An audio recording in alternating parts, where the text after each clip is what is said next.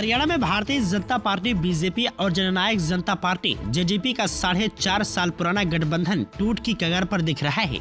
लोकसभा चुनाव नजदीक आते ही दोनों पार्टियों के सीनियर नेता खुलकर एक दूसरे को आंखें दिखा रहे हैं, जिससे दोनों दलों के बीच आर पार की स्थिति बन गई है।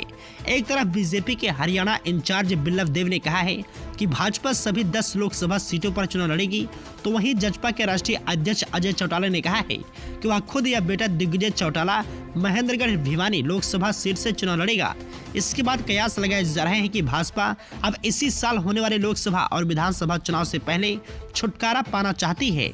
बीजेपी इंचार्ज बिल्लभ देव ने कहा, सभी 10 सीट पर भाजपा के चुनाव निशान कमल पर लड़ा जाएगा। अभी भी सभी 10 सीटों पर भाजपा के ही सांसद चुने हुए हैं, किसी को इस बार कोई शक नहीं रहना चाहिए। हरियाणा से सभी 10 कमल मोदी को जगाएंगे।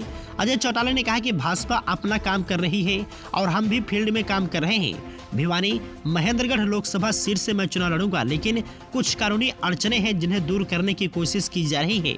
फरवरी तक ये अड़चने दूर हो सकती हैं। अगर मैं चुनाव नहीं लड़ा तो दिग्विजय चौटाला को चुनाव लड़वाएंगे। एक हफ्ते पहले पंचकुला में बीजेपी की ओर से कमेटी की मीटिंग हुई। इसमें भी भाजपा के ज्यादातर नेताओं ने गठबंधन से किनारा करने को कहा। नेताओं ने कहा कि अकेले चुनाव लड़ना ही फायदेमंद है, जजपा से पीछा छुड़ा लेना चाहिए।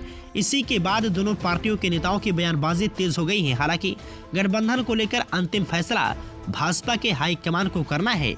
दरअसल बीजेपी का अकेले चुनाव लड़ने का रुख देख जजपा ने भी तेवर दिखाने शुरू कर दिए हैं।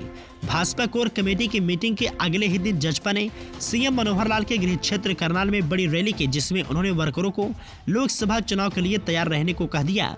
अजय चौटाला ने इसमें मिशन 2024 की घोषणा की। सीएम के गृह क्षेत्र में जाकर भाजपा को ललकारने के कयास लगने लगे हैं कि कहीं यह गठबंधन अब औपचारिक भर तो नहीं रह गया है।